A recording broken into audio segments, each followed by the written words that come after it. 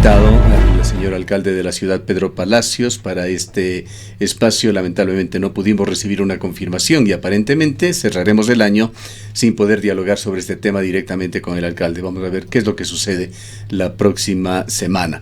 Hoy hemos invitado al doctor Carlos Castro, expresidente del Colegio de Abogados de la provincia de La Suay, ex decano de la Facultad de Jurisprudencia, para hablar de temas relacionados con salarios. Pero el doctor Castro también es uno de los asesores legales de este proyecto y quisiéramos brevemente, en la parte inicial de este diálogo, conocer desde el punto de vista muy informado, desde los aspectos legales, cómo mira el proyecto, qué posibilidades hay de que efectivamente, ojalá, temprano el próximo año este proyecto comience a funcionar.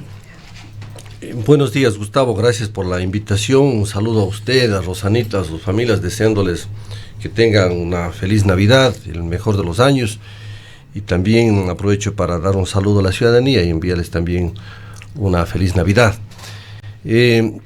Quisiera indicarle que el proyecto, del tranvía hoy se encuentra en una fase de ir finiquitando los diferentes contratos que soportaron la construcción del tranvía.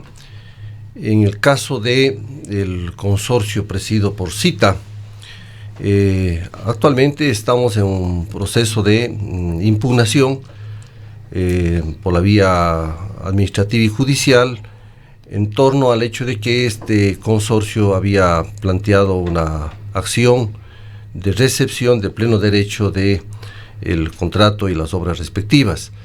Para ello, la municipalidad fue notificada a través de un notario público.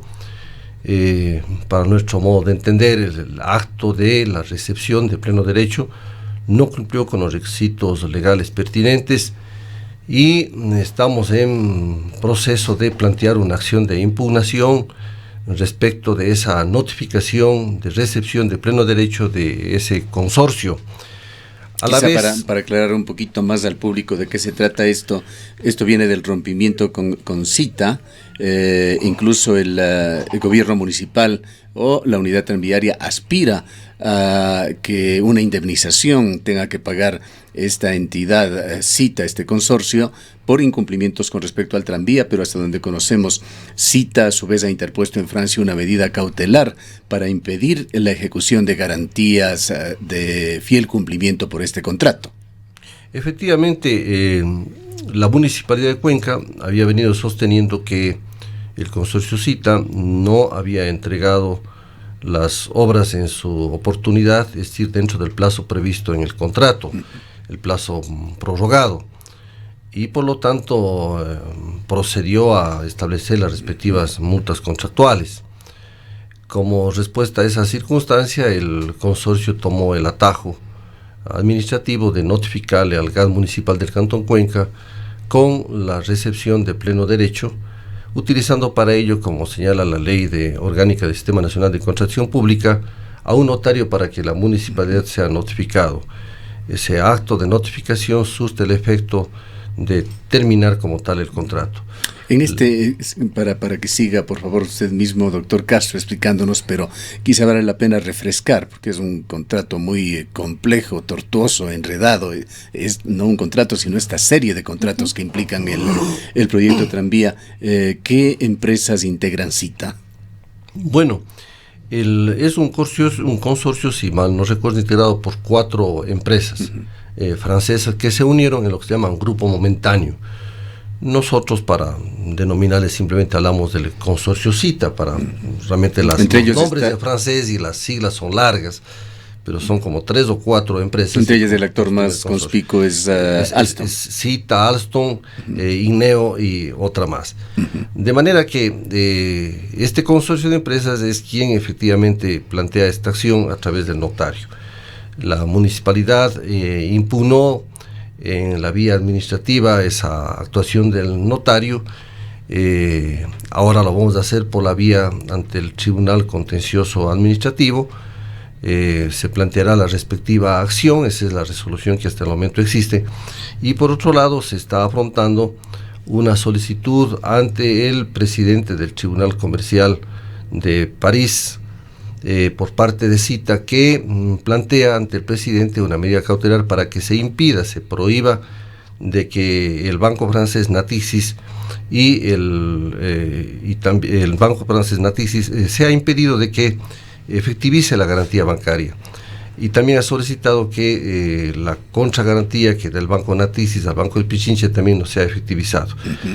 Esa acción nosotros le vemos igualmente una acción improcedente, porque de acuerdo al contrato que rige a Cita con la municipalidad, toda acción, toda controversia, conflicto que se derive de la ejecución del proyecto tranvía o de cualquier otra índole tiene que ventilarse en el Tribunal Arbitral de la Cámara de Comercio Internacional con sede en París. Pero el consorcio Cita no ha utilizado esa vía, sino lo ha hecho a través de la justicia ordinaria de París, es decir, del presidente del Tribunal Comercial de París, por una parte, y por otra parte no ha sido debidamente notificada la Municipalidad de Cuenca ni la Procuraduría General del Estado, de forma que se ha preparado igualmente la contestación para que la Procuraduría General del Estado, asumiendo la defensa de los intereses ya como Estado ecuatoriano, plantee efectivamente la improcedencia de esa acción de tratar de impedir la efectivización de las garantías bancarias de firme cumplimiento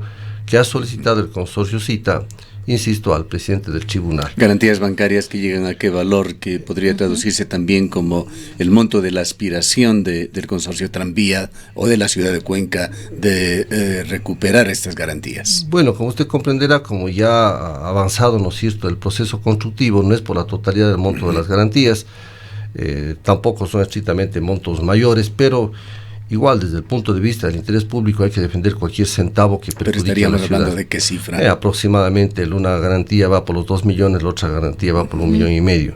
Pero insisto, no es un problema de montos, es un tema de principios y claro, hay que defender el último centavo de la Y de la en ciudad. Caso de progresar esta aspiración de Cita, ¿podría traer otras consecuencias más allá de lo económico?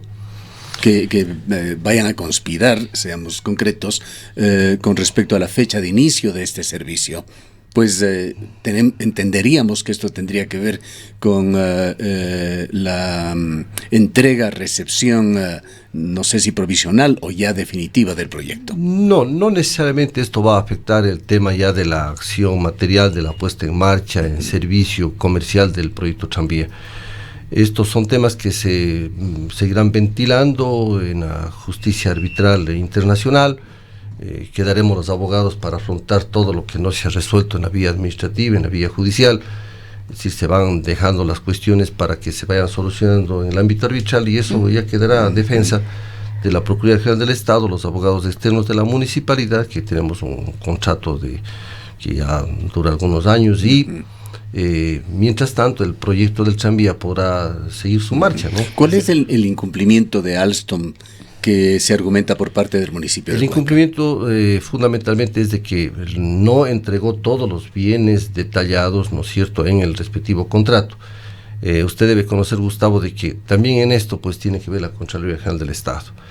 La Contraloría General del Estado determinó que ese contrato era por precios unitarios cuando el contrato aparece como de precio fijo. Y al determinar la Contraloría que es por precios unitarios, cuando el contrato es a precio fijo, entonces eso significa que la recepción tiene que hacerse unidad por unidad.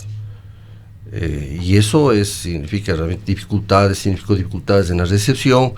A la final, ¿no es cierto?, se estableció faltantes en la entrega de bienes, y la municipalidad, en base a eso, tomó la resolución de no recibirle, y a su vez el consorcio optó por la acción que me he referido, como es la notificación de recepción de pleno derecho. Eso en el caso del consorcio Cita. De tal manera que, resumiendo, el proceso avanzará, ya está en la liquidación del contrato. La municipalidad ha pasado la liquidación del contrato al consorcio Cita. Se afrontarán, ¿no es cierto?, estas acciones en la vía judicial ante el Tribunal de lo Contencioso Administrativo, que implementará la municipalidad objetando esa notificación. Se afrontará esta medida cautelar en el Tribunal Comercial de París, y vendrá, supongo yo, un proceso de fondo que será una demanda arbitral que puede proponer la municipalidad o el consorcio Cita, ya por materias de fondo, como es el tema de los valores por la liquidación del contrato, donde la municipalidad reclamará montos de multas e indemnizaciones por daños y perjuicios por el incumplimiento del contrato. Eso es lo que vendrá en materia de fondo. En definitiva, tenemos 3 acciones. Una acción que se ventilará en Cuenca, otra acción arbitral ante el Tribunal Comercial de París y una acción de fondo que vendrá posiblemente, como es la acción ya ante la Cámara de Comercio Internacional.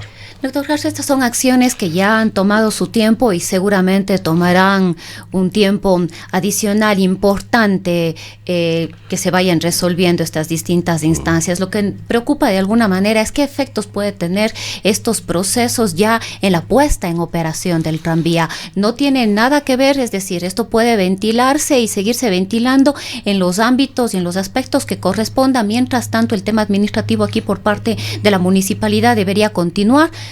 La preocupación más grande, y es lo que siempre consultamos a los funcionarios municipales, desde el señor alcalde hasta quienes han representado al proyecto tranvía, es cuándo va a entrar a operar. Estos procesos, ya sea administrativos o de carácter judicial arbitral, no afectarán definitivamente las acciones del CAD municipal del Cantón Cuenca en torno a ponerse en marcha el proyecto tranvía, que esperamos se realice a la brevedad posible, pues la ciudad demanda aquello. Un litigio ante el Tribunal Comercial de París implica la contratación de un equipo de abogados franceses. Bueno, la audiencia, como es urgente, la audiencia entiendo que es el 9 o 10 de enero, si mal no recuerdo, creo que es el 9 de enero, implicará de que efectivamente o en forma urgente la Procuraduría General del Estado tenga que contratar a algunos abogados en París para que puedan pasar esa audiencia, ¿no? O sea, ¿sería una responsabilidad del Estado la contratación de esta defensa? Sí, porque de acuerdo a la ley orgánica de la Contraloría General del Estado, es la que tiene la defensa efectivamente de los intereses del Estado en demandas de carácter internacional.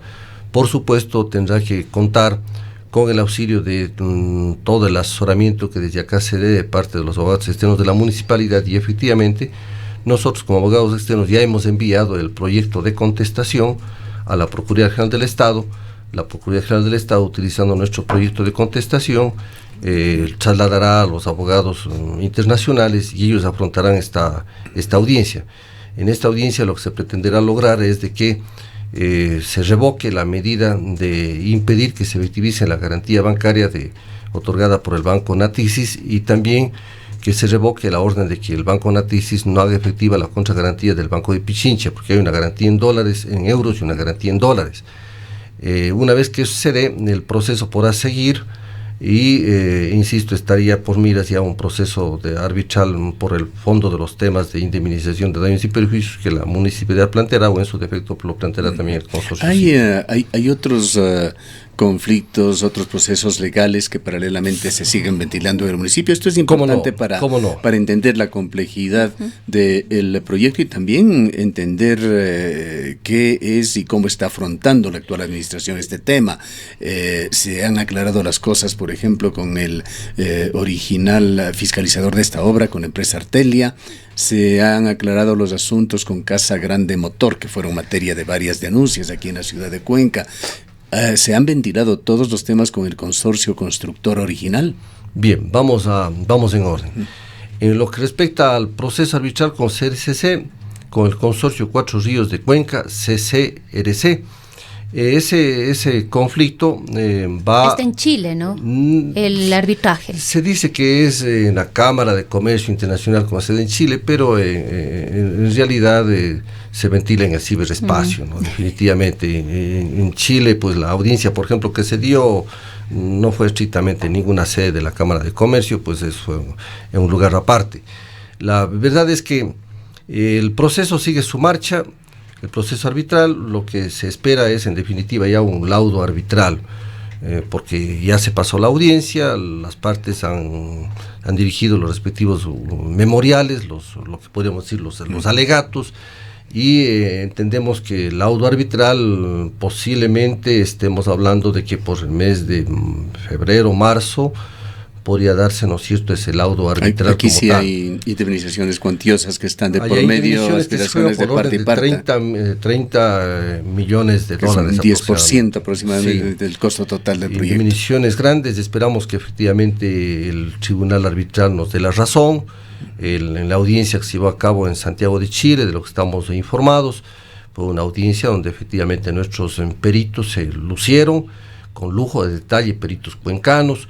la teoría del caso, los argumentos que fueron preparados por la defensa jurídica de los abogados externos de Cuenca, que eso tomó los abogados de Decher, de este Consorcio Internacional de Abogados, nuestra defensa, nuestros alegatos, nuestra teoría del caso, nuestras tesis jurídicas fueron recogidas fielmente en la Audiencia de Santiago, y creo que se impactó potentemente en la conciencia del Tribunal Arbitral. Nos asiste la justicia.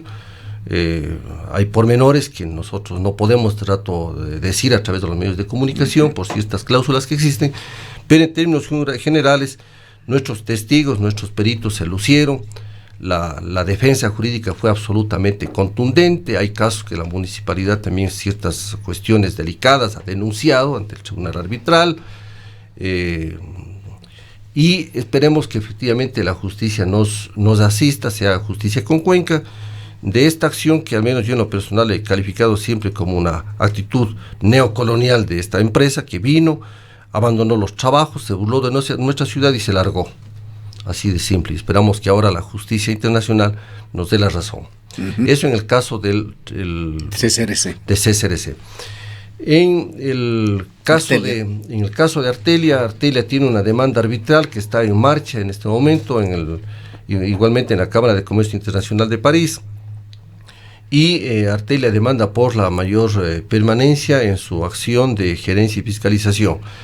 La defensa de la Municipalidad de Cuenca, que se ha articulado a través de los abogados externos, la Procuraduría y la firma Decher a nivel internacional, hemos señalado con claridad que no le asiste ningún fundamento a este consorcio de gerencia y fiscalización para que demande esos valores a la municipalidad. Más aún, en una reunión que se tuvo en la Contraloría, en la Procuraduría General del Estado, tendiente a una suerte de mediación y encontrar una solución antes de que termine el mandato el exalcalde de Cuenca Cabrera, la municipalidad tuvo una posición flexible, abierta a reconocer valores que son justos y que son demostrables efectivamente, y se señaló un determinado monto. Lastimosamente la empresa Artelia, no sé con qué cálculos lo haría, simplemente se agradeció la propuesta, se levantó y a lo mejor creyeron que podían obtener un mejor monto, pero la realidad es otra. El Tribunal Arbitral Internacional igualmente señalará los valores justos que la municipalidad deuda y ni un centavo más, porque no está demostrado efectivamente que tengan derecho a otra cosa que no sea efectivamente lo que se ha demostrado por mayor permanencia. De este conflicto con Artelia, hablando en términos monetarios, ¿a cuánto asciende el problema? Más o menos el monto máximo está planteado en más o menos 4 millones de dólares, pero yo entiendo efectivamente que quedará reducido a una expectativa de 1,5 millones, 2 millones de dólares. Que son diferencias reales que han generado este conflicto. Sí. En cuanto a Casa Grande Motor, que... No, el tema, Gustavo, de Casa Grande Motor es un tema que estaba sujeto al tema de la auditoría. No hay ningún tema relativo a Casa Grande Motor en el plano judicial ni administrativo. Es un tema que se ventiló en una auditoría que realizó la Contraloría General del Estado. Vamos mejor al tema de ACTN. Sí, pero el Casa Grande Motor se ha cerrado el tema porque hubo denuncias allí sobre tráfico de influencias, había inconformidades sobre cómo se llegó a la firma, a este asesoramiento con una casa que no es esta empresa o este consorcio que no estaba calificado, fluyó información desde España que señalaba que jamás tuvieron ellos experticia en el tema y se convirtieron sin embargo en asesores para el proyecto tranvía. Sí, yo creo que ya ha pasado el tiempo, Gustavo. Sí, lo que estamos preguntando si es cosa juzgada esto, si ha terminado todo ya los conflictos. Permítame dar una explicación mayor. Pasado el tiempo, yo llegaría a dos conclusiones respecto a ese tema, porque la ciudadanía tiene derecho a conocer las cosas, no dejarla abiertamente, no dejarla. Por supuesto, es lo peor es que la ciudadanía quede realmente qué mismo pasó. Yo aconsejaría a la ciudadanía que si puede leer el informe de la Contraloría sobre el tema de la auditoría sobre Casa Grande Motor, lo haga, porque son documentos que son públicos y están, ¿no es cierto?, colgados en la página web de la Contraloría General del Estado. Al pasar de los tiempos, yo saco como conclusión lo siguiente. Número uno, es que nunca se consideró por parte de la Contraloría General del Estado el tema de las circunstancias en que pasó la municipalidad en la ejecución del tranvía. Usted comprenderá que una situación de emergencia, de abandono de obras, una sociedad destrozada que aparecía como bombardeada, usted no puede esperar, y lo digo con absoluta franqueza, una puridad jurídica. Estamos hablando de el escenario del año 2016. De la emergencia fue terrible, una ciudad paralizada, con problemas, ¿no es cierto?, dividida en problemas de tránsito, problemas de salubridad, por desagües que estaban destapados, las líneas eléctricas. Realmente fue una emergencia de a de veras. Y mire usted que, por ejemplo, la Contraloría General del Estado quiso impugnar esa situación, no contempló esa situación de emergencia, diciendo que en definitiva no había pasado nada en Cuenca. Es inaudito. Entonces, hay que comprender que en una circunstancia de eso usted no espere que las cosas se hagan realmente todo con una puridad técnica y jurídica, porque antes usted tiene que afrontar la emergencia. Y dos, creo que existieron muchos comentarios, rumores infundados sobre ese tema. A la final, el informe de la Contraloría habla en claridad sobre cuáles son los puntos de debilidad de la contratación de Casa Grande Motor. Yo entiendo que habrá temas de responsabilidades administrativas, no entiendo que haya situaciones de carácter dolosas. Habrá responsabilidades administrativas cuando usted no sigue todos los pasos desde el punto de vista técnico-jurídico para las contrataciones, efectivamente hay responsabilidades administrativas. De ahí, ¿no es cierto?, situaciones dolosas no creo que existan. De lo otro, pues hubo una mezcla de comentarios políticos, una mezcla de rumores, pero todos tienen el informe de la Contraloría y esperemos que por el bien de Cuenca las cosas finalmente se esclarezcan de manera definitiva en las responsabilidades y listo, ¿no? Creo que eso pondrá las cosas con claridad.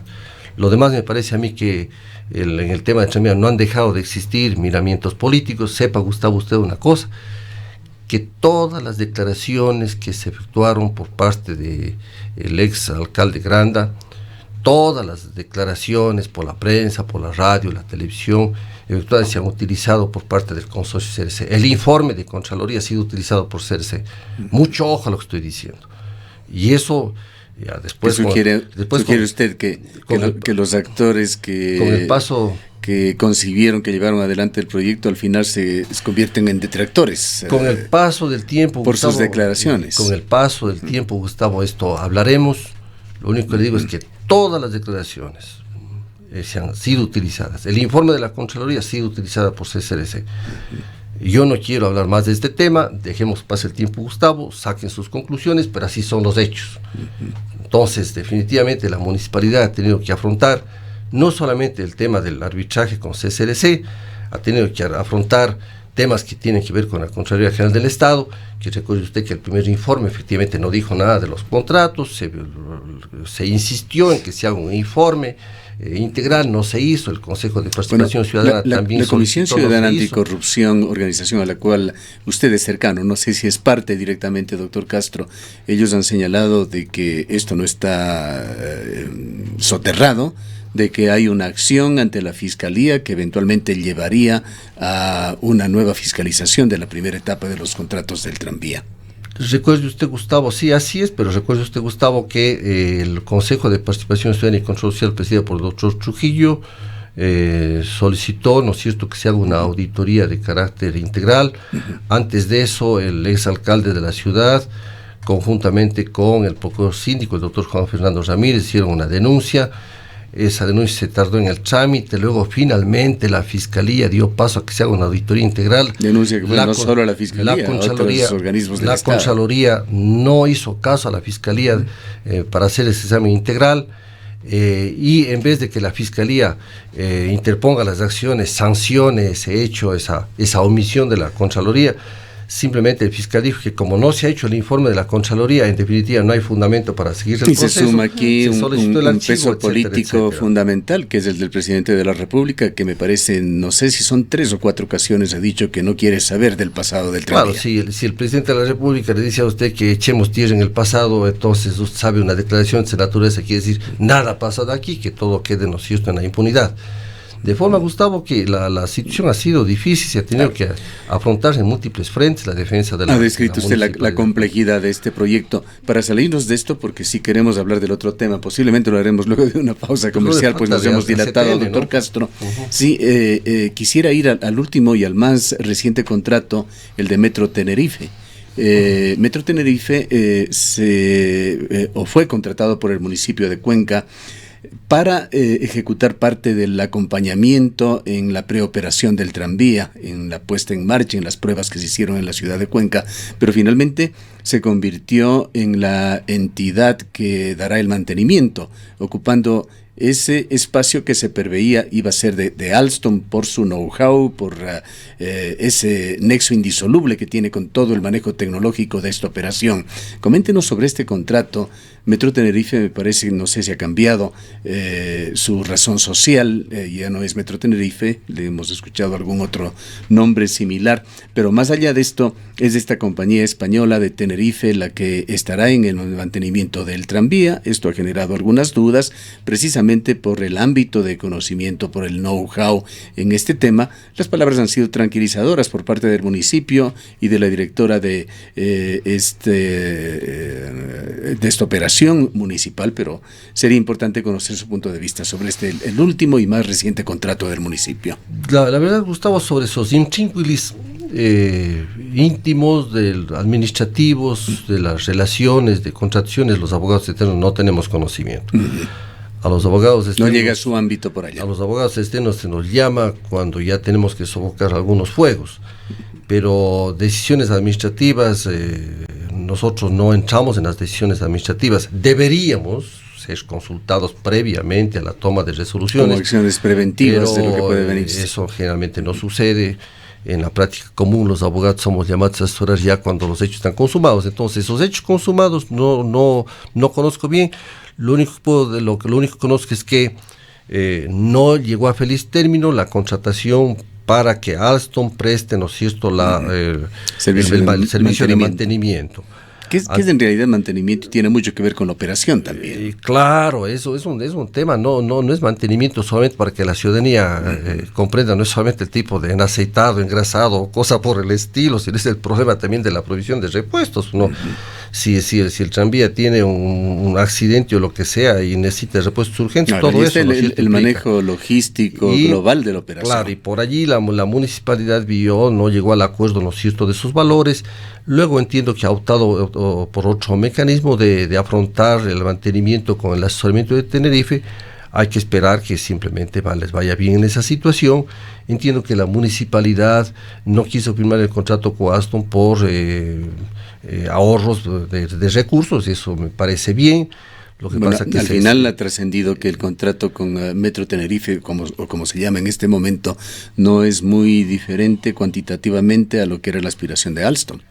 Sí, yo no podría dar una respuesta a eso, pero si es que el interés de la municipalidad es lograr el mismo éxito, el mismo objetivo del mantenimiento con menores recursos, hay que aplaudirlo, ¿no? En todo caso, son resoluciones administrativas. En el ámbito jurídico, permítame completar la información. Con ACTN, que se nos está quedando. De ACTN. Con ACTN ya se dio, ¿no es cierto?, la recepción como tal del contrato. La municipalidad ha efectivizado... ¿Es la recepción definitiva la que se dio ya? Definitiva, la municipalidad... Permítame ponerle una pregunta aquí y le seguimos escuchando. ¿Tiene ya un control total el municipio sobre el proyecto tranvía? Sí, absolutamente están firmadas las respectivas actas. Yo conozco el contenido del acta, es un acta pormenorizada, muy bien realizada. Yo entendería que no debe haber ya más conflicto con ACTN.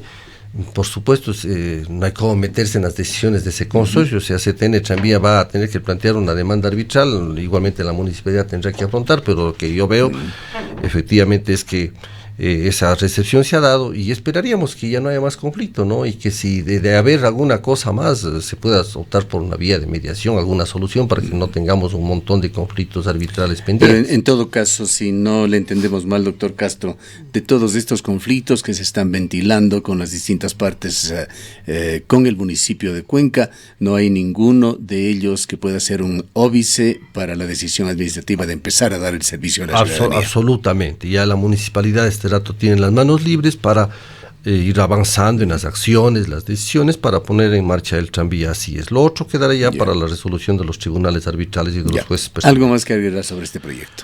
No, sobre este proyecto no, absolutamente. Nosotros esperamos como abogados externos que efectivamente las cosas sigan fluyendo, que mantengamos una permanente comunicación con la administración ejecutiva municipal, que siempre previo a las acciones que la administración tome y que puedan tener repercusiones jurídicas, seamos convocados oportunamente para tener el asesoramiento debido.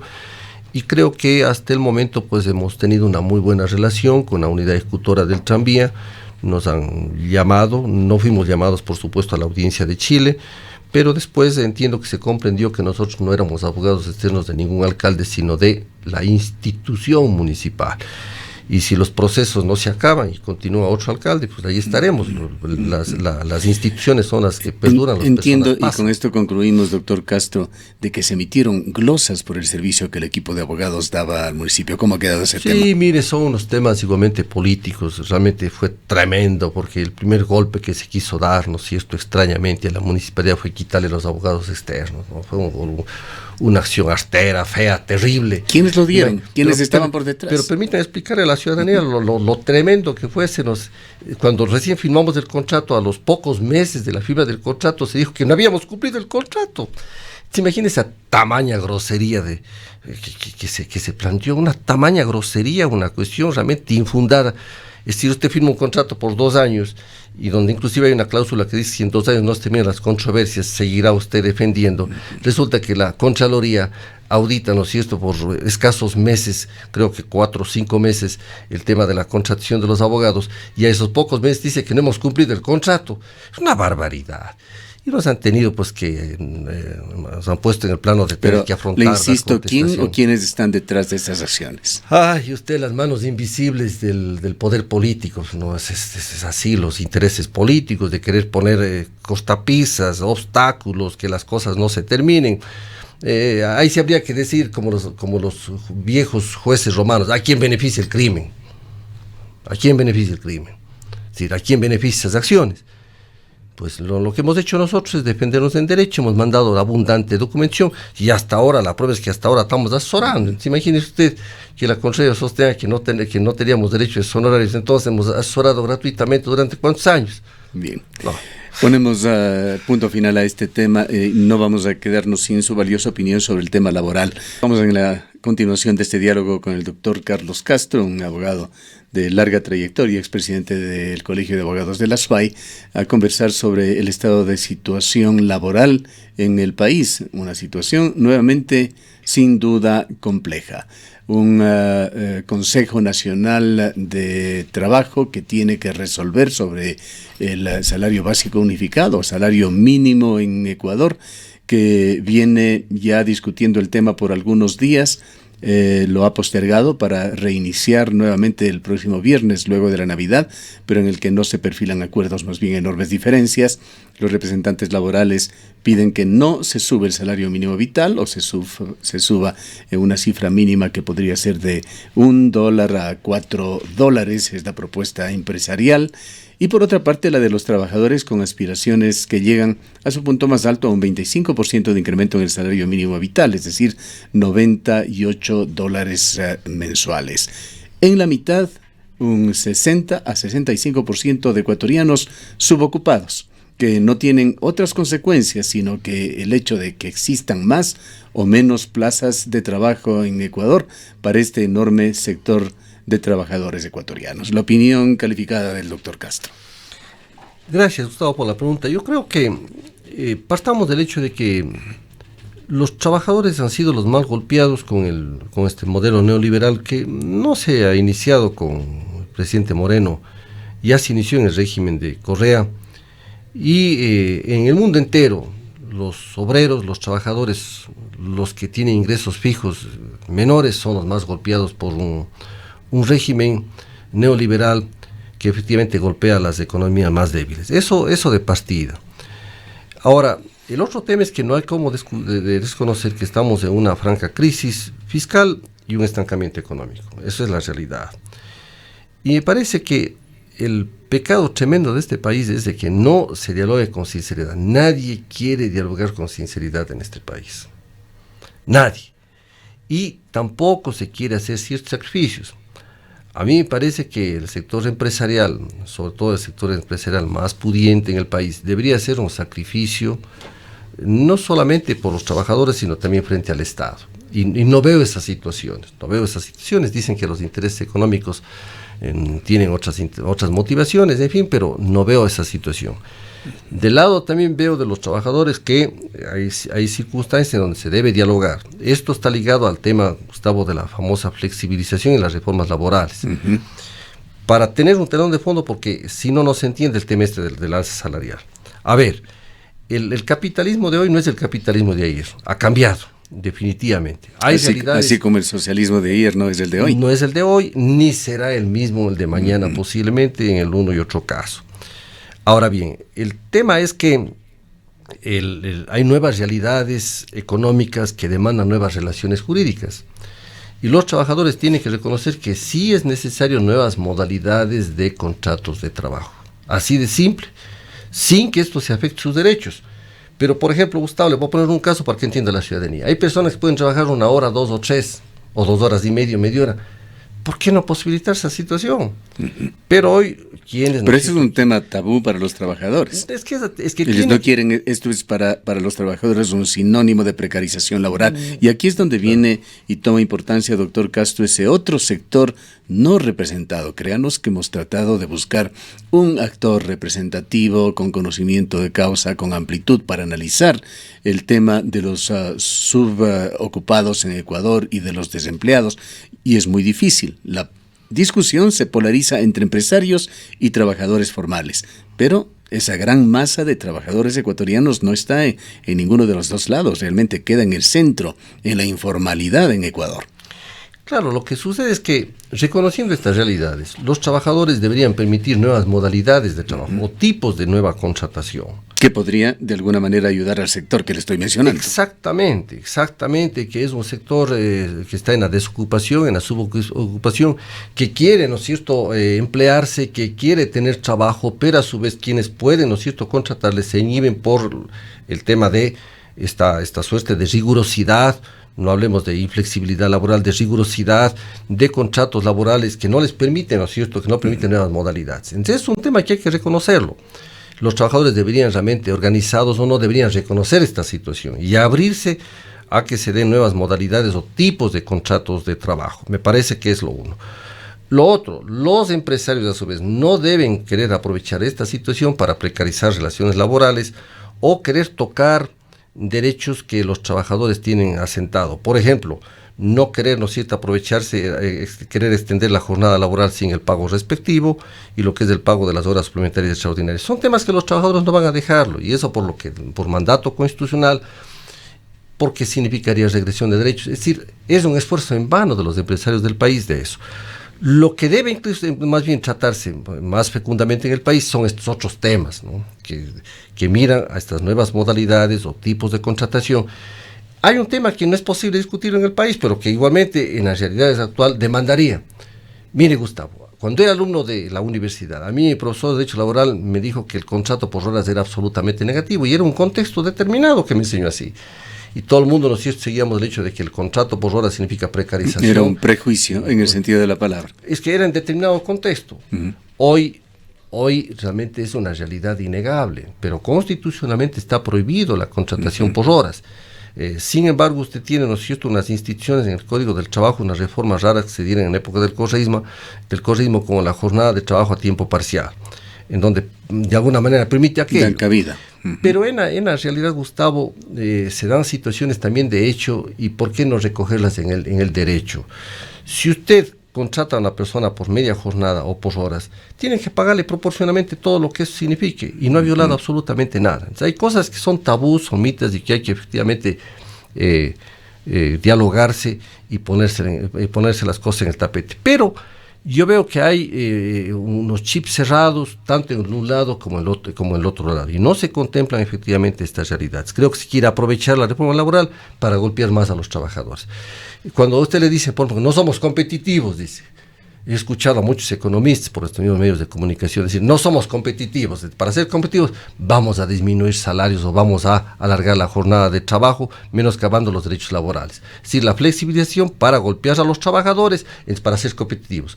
Para ser competitivos vamos a golpear a los más débiles. No es posible, Gustavo, esas situaciones, porque además la experiencia demuestra, y yo conozco algunos temas de economía, soy abogado, pero me interesa mucho los temas de la economía, he investigado sobre estos temas. Y veo que también hay una realidad, pues, de que si usted no mejora los ingresos a las personas, tampoco hay dinamismo en el mercado laboral. Vayamos a un tema concreto, doctor Castro. ¿Cómo entra dentro de estas reflexiones de salario mínimo o salario básico unificado? Que para ponerle dos extremos podría ser entre $1, que es la aspiración de los empleadores del sector empresarial, y llega a $98 por parte del Frente Unitario de Trabajadores. Gustavo, la respuesta es difícil. ¿Por qué, Gustavo? Porque hay otro problema en la legislación laboral ecuatoriana. Mire que las cosas son de fondo. Siempre he venido planteando, desde cuando me di cuenta del tema, ¿no es cierto?, de lo que pasa en el ámbito laboral, porque yo fui muchos años asesor de organizaciones laborales y sigo metido en investigación laboral. Es un tema que no he dejado de investigar. ¿Qué es lo que sucede, Gustavo? El problema es que usted no puede tratar con un rasero igual a situaciones diferentes. El tema del salario mínimo vital general del trabajador en general, el salario básico unificado del trabajador en general, ¿será igual afrontar esa carga salarial para la gran industria, para la mediana industria y para las pequeñas y microindustrias o para el finquero que tiene una pequeña ganadería? No, imposible. El Estado tiene que realmente ahí establecer diferenciaciones, discriminaciones en términos de las escalas salariales, Gustavo. Porque usted no puede exigir a una persona que tiene una pequeña unidad productiva, exigirle que, por ejemplo, pague el salario básico unificado del trabajador en general, porque no resiste esa economía. No existe ya esa discriminación de pequeña industria, mediana industria, artesanía. No existe, Gustavo. Entonces, es hora de que en este país, efectivamente, existan estas diferenciaciones necesarias para que pueda funcionar correctamente la economía. No puede usted tratar de igual manera en el ámbito laboral lo que es, ¿no es cierto?, la relación laboral en una microempresa, ¿sí?, que a veces son de subsistencia, en donde el supuesto dueño de la unidad comparte su subsistencia con el llamado trabajador. Usted no puede comparar con lo que pasa con una gran industria. Para abonar a este diálogo, escuchemos qué es lo que dicen los trabajadores, representados por su sindicato o unión de sindicatos más amplia, que es el Frente Unitario de Trabajadores. El señor licenciado Oscar Reynoso, que es presidente del FUTLOCAL, que repite básicamente lo que es la posición del FUD a nivel nacional. Salarial, supuestamente, entre comillas, no son alzas salariales, no son revisiones a los salarios, simplemente es un andamiaje de que ellos están ya recibiendo solamente información de los grandes empresarios para no levantar el salario de los sueldos de los trabajadores. Nosotros planteamos como Frente Unitario de Trabajadores en este nivel el 25% que se levante el salario y se alce el salario en el sector público y privado. ¿Por qué decimos que el 25%? Porque nosotros si vemos desde el año 2006 que no se revisan los salarios del pueblo ecuatoriano y en base al equivalente a la canasta básica familiar, si el trabajador y el pueblo ecuatoriano tiene una capacidad adquisitiva, tiene una capacidad de compra, vamos a generar mayor demanda, vamos a generar mayor cantidad de productos.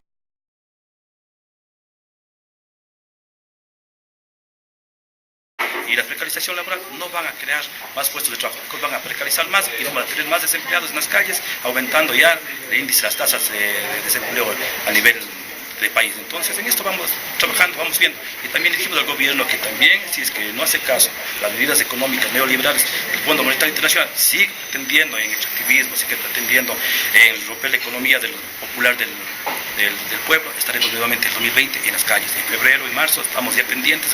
Creo que el gobierno hace sonar que también va a dar un paquetazo nuevamente esos meses. Vamos a estar pendientes. Obviamente, los que estuvimos. Y no estamos nosotros diciendo que el gobierno le vamos a sacar, ¿no? O que se oiga bien. Nosotros simplemente que reaccione y que tome ya correctivos en las medidas económicas que están tomando. Que haga medidas económicas a favor del pueblo y no en contra del pueblo. Hay sectores de las empresas privadas, de los empresarios, manifestar que no es posible incremento salarial, que no exista ningún incremento, que se quede como está. También hay otro estudio de que el incremento sería solo de $1. Mira, el incremento de $1 es simplemente como un chiste para el pueblo. Que no queremos dádivas, simplemente queremos salarios justos, salarios dignos. Creemos que nosotros...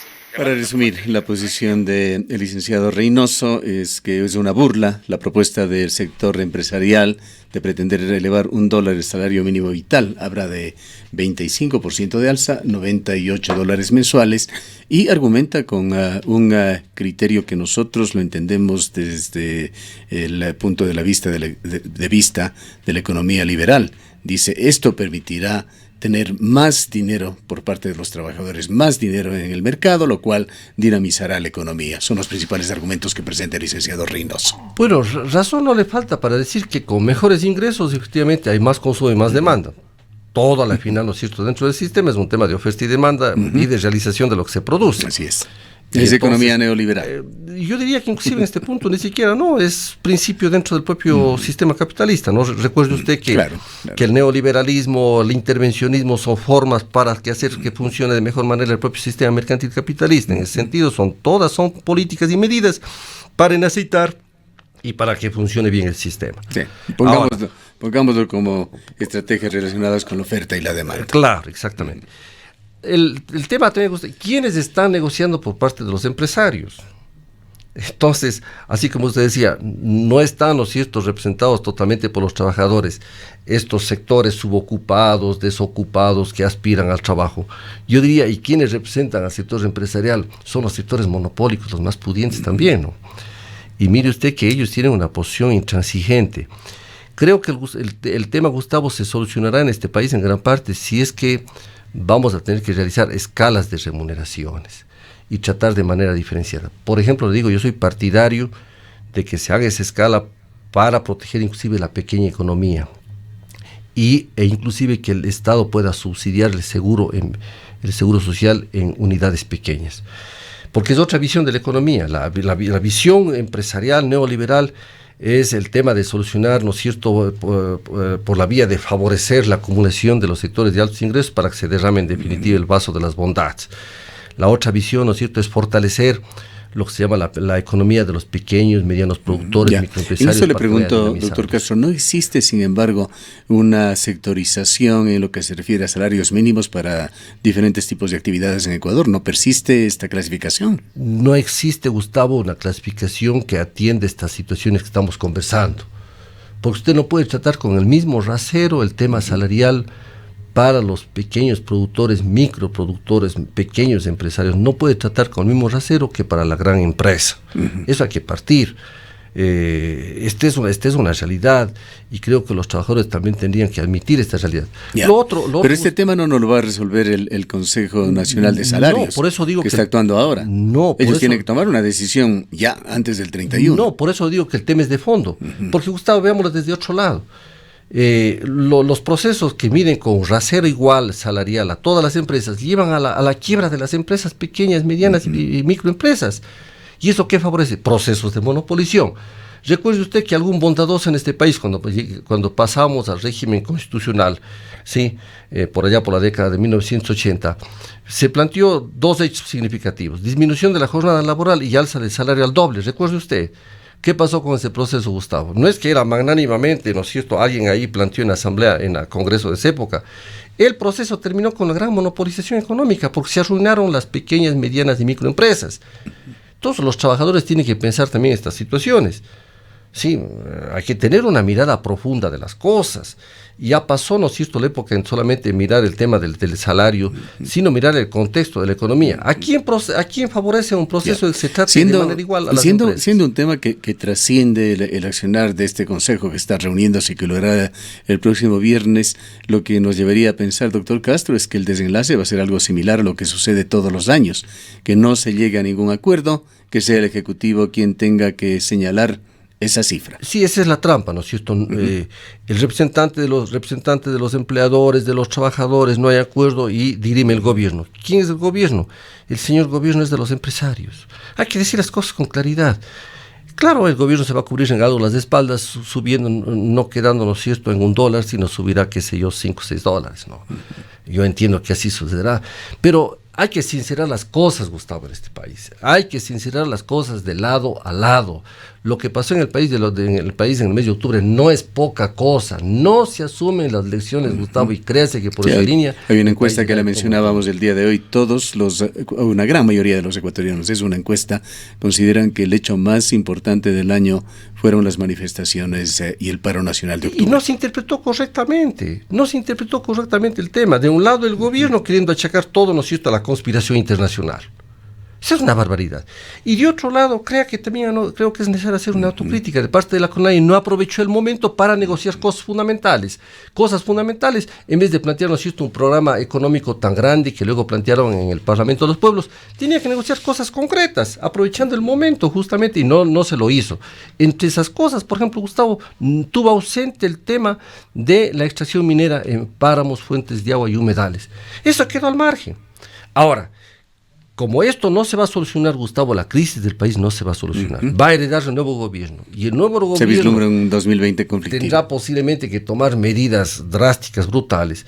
La gobernabilidad del país pero antes del nuevo gobierno tenemos un año más de gobierno de Lenín Moreno. Pero el nuevo gobierno pasará con mayor endeudamiento. Gustavo no va a afrontar el tema. Es un gobierno que cuenta los días con una debilidad terrible, con una entrega brutal al sector empresarial como nunca antes visto. Eso es una realidad. Le están haciendo el juego al propio correísmo. Sí, que puede aparecer ante la ciudadanía como el adalid, ¿no es cierto?, de la defensa de los ciudadanos, cuando fueron quienes se llevaron más de 60 mil millones de dólares con la corrupción, pero les hacen el juego unos y otros, el gobierno, los grandes empresarios, las grandes cámaras, le hacen el juego al correísmo también poniéndose en una posición inflexible, no tratan políticamente de forma correcta las cosas, no prevén las situaciones. ¿Qué va a pasar con el nuevo gobierno? Triunfe quien triunfe, Gustavo, sea de derecha, de centro, de izquierda. Sí, la gobernabilidad se acabará en 6 meses. Y verá usted que volverá la inestabilidad del país de tumo en tumo. ¿Qué es lo que hay que plantear, Gustavo? Y volverán las obscuras golondrinas también. Pero ¿qué hay que plantear, Gustavo? Mire, a veces a alguien le molesta estas situaciones, del uno y otro lado. Pero hay que ser sinceros. En este país es necesario un acuerdo nacional. Imposible, dirá usted. Yo creo que es posible. Creo que los políticos más inteligentes de este país, los que miran estratégicamente las cosas, el propio gobierno, los empresarios, la CONAIE y los trabajadores deberían sentarse, Gustavo, a dialogar. No esperar que venga el nuevo proceso electoral, sentarse a dialogar, porque ahora hay que sentar las bases para que pueda tener esperanza el país. Caso contrario, las elecciones será simplemente alguien que herede el poder para ser un síndico de quiebras nuevamente, en circunstancias más apuradas. Y en circunstancias, Gustavo, donde se demoran los procesos judiciales en este país, todo puede quedar inclusive en impunidad. Es lo que se quiere, Gustavo. Y como usted dice, volverán las oscuras golondrinas al nombre de los redentores cuando fueron quienes realmente pusieron en este estado al país, ¿no? Bien. Eso es lo que puede pasar. Gracias por su presencia y sus importantes criterios al doctor Carlos Castro.